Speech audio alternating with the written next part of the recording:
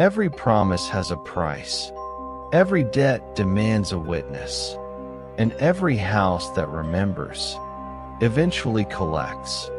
This is the final chapter, where the living pay for the dead, and silence becomes complete. After the crows came, sleep abandoned Chan's estate. The servants lay awake, eyes open in the dark, listening to the house breathe. Wood creaked where it shouldn't. Walls whispered when no one spoke. The banyan tree stood perfectly still beneath the moon, its branches crowded with black feathers. By morning, the crows were gone, but something else had stayed behind. From that day on, the estate began to change. Doors that once opened easily now resisted, as if pushing back against unseen hands. Footsteps echoed again at night, not pacing this time, but circling, always circling. The servants stopped sweeping the left wing entirely. No one gave the order. They simply stopped. Madame Ha noticed, and she understood. That evening, Madame Ha lit incense before the ancestral altar. But this time, she did not pray. She spoke. Her voice was low, shaking, as if afraid the house itself might overhear. "This debt was never ours," she whispered. "It was promised before we were born." Her eyes drifted toward the courtyard, toward the banyan tree, toward the place where blood had been spilled and buried. Madame Ha had been young when it happened, young enough to remember, old enough to understand, and she had spent her life pretending she didn't. Kim Thursday felt the shift immediately. She moved through the estate like a guest, quiet and careful, as if afraid to disturb something sleeping just beneath the surface. On Noyet felt it too, but where Kim Thursday withdrew, On Noyet leaned in. She laughed louder, demanded more, clung to life as if daring it to challenge her. She watched Nam constantly now. His presence had become an obsession. She imagined herself at his side, admired, envied, untouchable.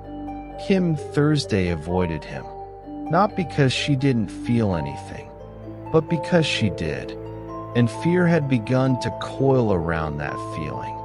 Nam had not slept since the night of the feast. He walked the estate at dawn, studying the walls, the carvings, the roots of the banyan tree. Everything here felt layered, as if the present rested uneasily on top of something far older, something unresolved. When he asked servants about the house, they lowered their eyes. When he asked about the banyan tree, they pretended not to hear. Only Kim Thursday met his gaze. Only Kim Thursday looked afraid. Kim Thursday felt the shift immediately. She moved through the estate like a guest, quiet and careful, as if afraid to disturb something sleeping just beneath the surface. On Noyet felt it too, but where Kim Thursday withdrew, On Noyet leaned in. She laughed louder, demanded more, clung to life as if daring it to challenge her. She watched Nam constantly now. His presence had become an obsession. She imagined herself at his side, admired, envied, untouchable. Kim Thursday avoided him, not because she didn't feel anything, but because she did, and fear had begun to coil around that feeling. That afternoon, Nam finally spoke to her, quietly, away from the others. "There's something wrong with this place," he said. Kim Thursday nodded. "I know." He hesitated. "It feels like it's waiting." Her hands trembled. "It is." She wanted to say more, but the words stuck in her throat. Some truths, once spoken, could never be taken back. That night, a servant disappeared. No scream, no struggle, just an empty bed, and footprints leading toward the banyan tree. At dawn, they found him, hanging. His feet barely touched the ground, his face frozen in a faint, peaceful smile. No one asked why. They already knew. Chin dreamed of faces he did not recognize. Men, women, children, all standing beneath the banyan tree, all watching him. In the dreams, they never spoke. They didn't need to. He woke each night soaked in sweat, his chest tight, his breath shallow. For the first time in his life, Chen was afraid. Noyet noticed Nam pulling away. She confronted him, demanded answers, demanded reassurance. But Nam's eyes were no longer on her. They had never been. When she realized this, something inside her hardened. If she could not have him willingly, she would take him another way.